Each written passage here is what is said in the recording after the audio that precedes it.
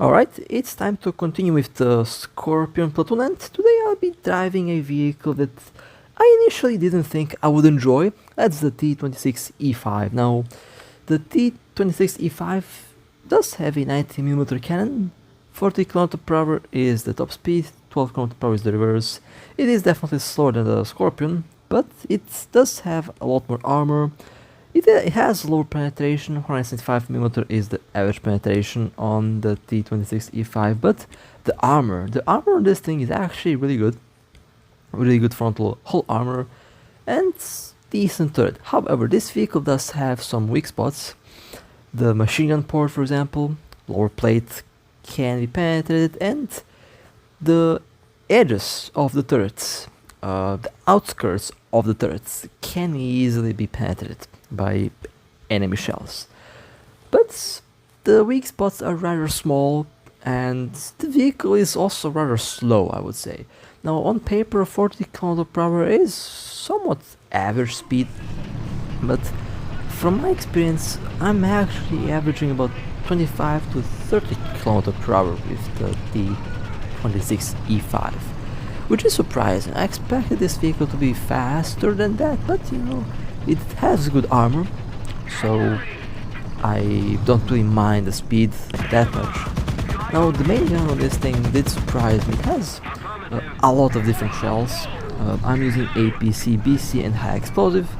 These are the shells that usually work the best from my experience, and they also tend to do a lot more damage than the APCR shells, for example, so I just keep using the explosive shells. I like them, and they get the job done just fine.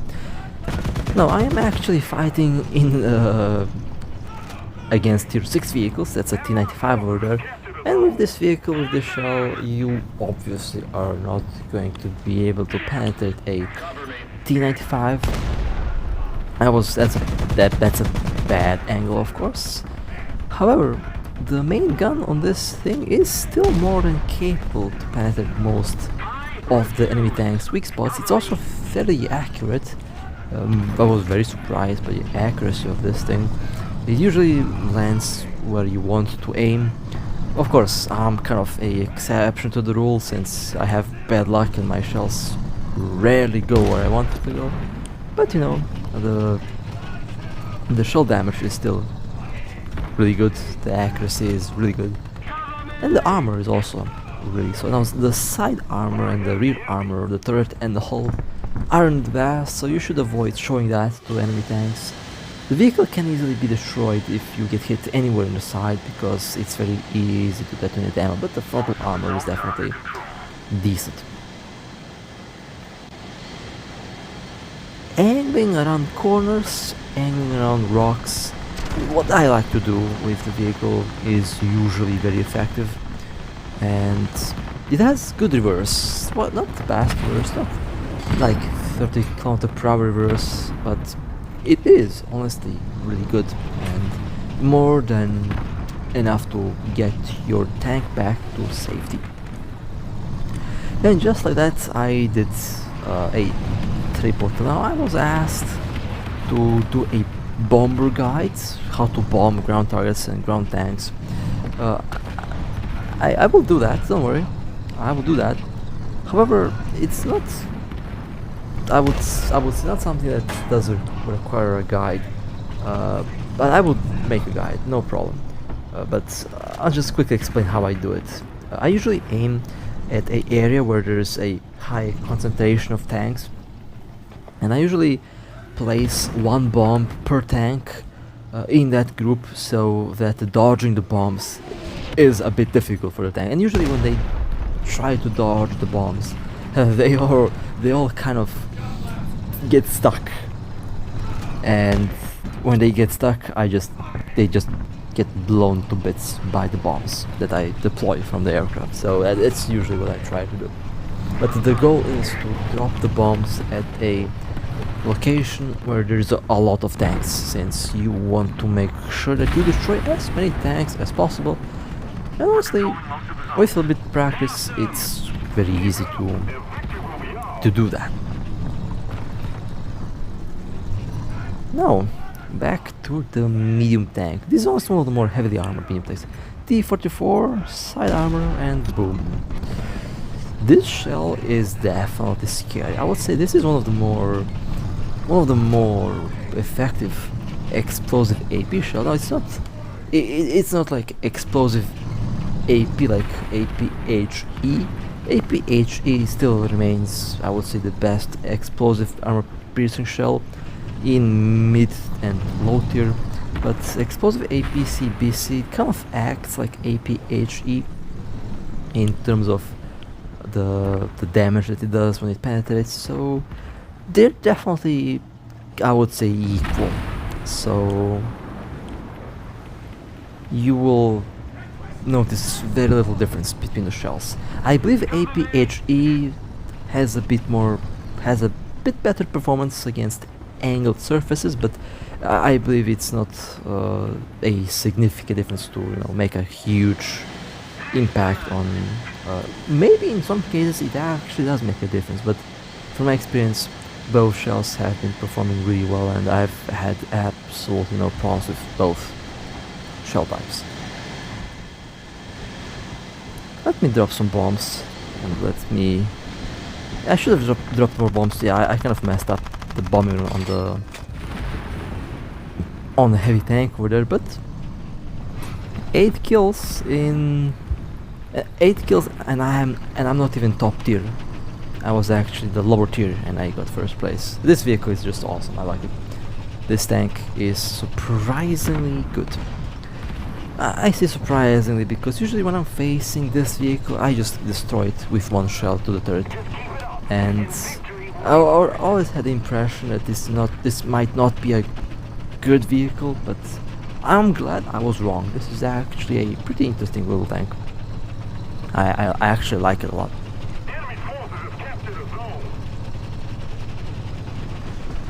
I actually like this thing a lot. It is very fun to use. And this was a very solid victory, I would say. 8 kills, not bad. Could have maybe been better, I don't know.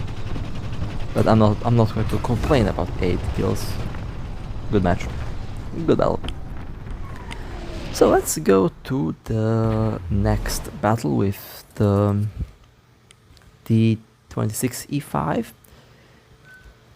When I play the vehicle, here you can just take a look at the shell types. I use explosive AP. I mean, I guess APCR can be useful if you are in top tier against tier 6 vehicles, like I used to be. Like in the last match, I was fighting with tier 6 vehicles, but in the end I really didn't need to use APCR. Maybe against the T95. I think APCR has a horrible performance against angled surfaces, since I know when I used the APCR on the T95, every time it hit any like sloped surface, it would just bounce off, ricochet, or shatter. It would end up in shell shattered. But when it hits a flat surface, it usually goes through. Now the main problem with APCR is the post-penetration damage. Usually you really need to aim a single pixel if you want to blow up the ammo. For example, if you miss, you might completely do no damage, or at best kill a crew member, or damage a internal module of the vehicle. So that's why usually players dislike APCR, and that's why players usually... What even happened there? I don't know. Like, I have to say, the accuracy of this gun kind of really impressed me since the start of the match here. This thing was nailing. It literally had like single pixel accuracy with this main gun, with this ammo as well. I don't know. So far, this feels like one of the more accurate tier 5 main guns. I mean, I've played... You should take a look at my tech tree on the main menu. I literally have every single I think I have most of the tanks unlocked. And when I say that this thing has good accuracy, I really mean it, because I've played so many vehicles and most of them have okay accuracy, but nothing has had the exact same, like it nails the pixel I'm looking at. Usually that's what APFSDS shells do in top tier. It has the same accuracy that APFSDS shells in top tier have, which is kind of funny when you think about it. But that's what I noticed about this vehicle. It is incredibly accurate, and I'm having fun with this thing. Now, will I be able to get first place in this match? Well, maybe not. I don't know. I don't have a good feeling about that, but let's move a little bit forward. And let's see what I can. As you will see, my top speed, like, it says 40, but I'm going 31, 32, 33. Its acceleration is indeed very slow. Not a bad thing, because it has good armor, so I don't really mind the slow speed on this thing, but you know, it's kind of worthy to be mentioned, since if you look at the speed and you would think that it's a fast vehicle. Well, it's not exactly a fast vehicle. It's kind of on the slower side, and I clicked on the map instead of clicking on the button to shoot, and yeah, Tiger has escaped. Yeah, that happens. I need to kind of adjust my button layout again. Alright, hit in the tracks. That's a E1, not E5. I'll just shoot at the... That's actually a very good hit, right in the ammo. I'm at 5 kills. Not bad. Not bad at all, actually. Panther. Again, I clicked on the button. Why am I clicking on that button? I don't know. How did I even click on that button? Like, oh my god, I know how. I'm just not looking at the button. I don't know. Happens. But I did manage to shoot, which is kind of funny. I clicked the shooting button and the map at the same time.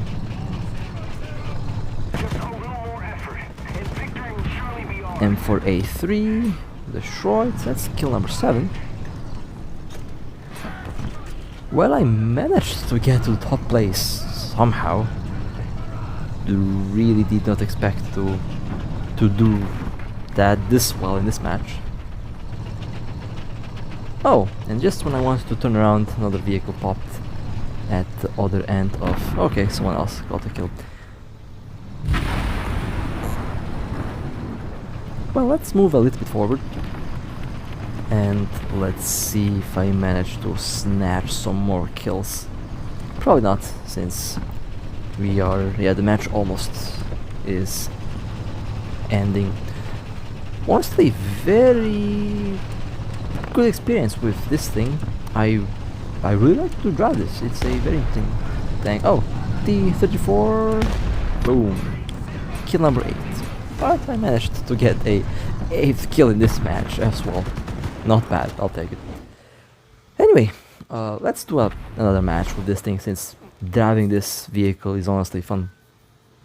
My expectations have been absolutely blown out of the water. I expected the vehicle, I would say it's average. I expected to say that it's average, but honestly, after playing a couple games with it so far, I have to say I have been corrected. This is a very good tank. I like it. I love it, actually. It might not look like anything special, and I just love it when a vehicle doesn't look special and it ends up completely surprising me. This vehicle definitely surprised me a lot. Maybe I'm just... I mean, if you know where to shoot, I guess you can kill it easily. But if you know to drive it, you will definitely be very successful with this vehicle. That's my... that's what I feel right now. That's basically how this vehicle feels. That's a terrible aim. That was my terrible aim at that moment. Let me see if I can correct that. Yes, I can. That's a good hit. I kind of memorized every single ammo position on most of the medium tier battles. But there's a Tiger P somewhere. I believe they will be coming from my left side, so I have to be careful, since a shot to the turret from a Tiger P blows this tank up.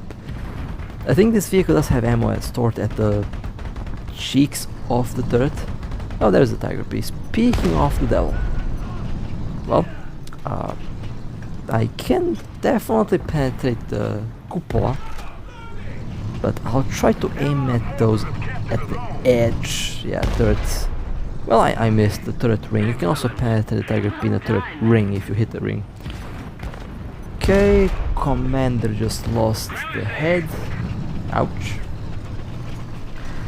And flat points. That's the weak spot of the Tiger P, and the Tiger P has been destroyed. Tiger P has a very good frontal armor. It's when you try to angle it, you have to be careful, since those I don't know why they had to design those like side cheeks, because those cheeks will be at a flat angle. If you try to angle the frontal plate, those cheeks will be at a flat angle towards your enemy, which means those cheeks will be the weak spot. And if you hit there, goodbye tank. I don't know why they had to make that, but I guess you have to blame the engineers from like 8 years ago for that weak spot. If I had been designing that vehicle, it would not have that, because that's a huge weak spot. I guess it's kind of designed to give more visibility, since I guess in realistic battles it wouldn't matter much, but yeah, it's still a weak spot, so it's just something fun to mention. Well, let me go and drive a little bit in the city with this thing. Let's see if I manage to find some tanks. Also, someone also mentioned that the heat on my GPU is a bit high. Well, not really. I mean, this is the average temperature on like 99% of phones that are playing the game right now, and as you can see, it just works, and not many phones die. The dangerous temperature, I guess, is above 75, like 80, 85. Yeah, that's kind of warm, but below that, it's really not a big deal. Same as with desktop and laptop GPUs. Mobile GPU is basically the same thing, just put in a different form factor, so the temperatures are universal for all. So not a big deal if it hits like 70 or 60, it's not going to be damaged. The phone to the touch is cold, so yeah, not a serious heat output. And the battery is also cold, so not much danger heat-wise. So I mean, you can check this out yourself. You can install the simple system monitor app that I use. It's a very accurate monitoring app, and you can find the GPU there. Usually GPU 0 or GPU 1 is the right sensor, and you can check the actual internal temperature of your device, of the GPU. The CPU and GPU have different thermal monitors, and the temperatures will be different. I usually keep the window up because I'm trying not to overheat the device, and so far it's not overheating at all. The older device was definitely overheating. I used to get overheat warnings on that thing constantly while playing the game. Was kind of funny. On this I haven't seen a single overheat warning so far. Well, 6 kills in this battle, not bad. Pretty good so far. It's been a decent battle, to be honest. This is a very fun to drive vehicle, I love it. I'm honestly very surprised by how good the T26E5 is, but with that being said, that would be it for today. There was some very good battles with this vehicle so far, and I will definitely be driving it a lot more. But with that being said, if you would like to support me, feel free to like and subscribe, and with that being said, stay safe, as always, I'll see you next time.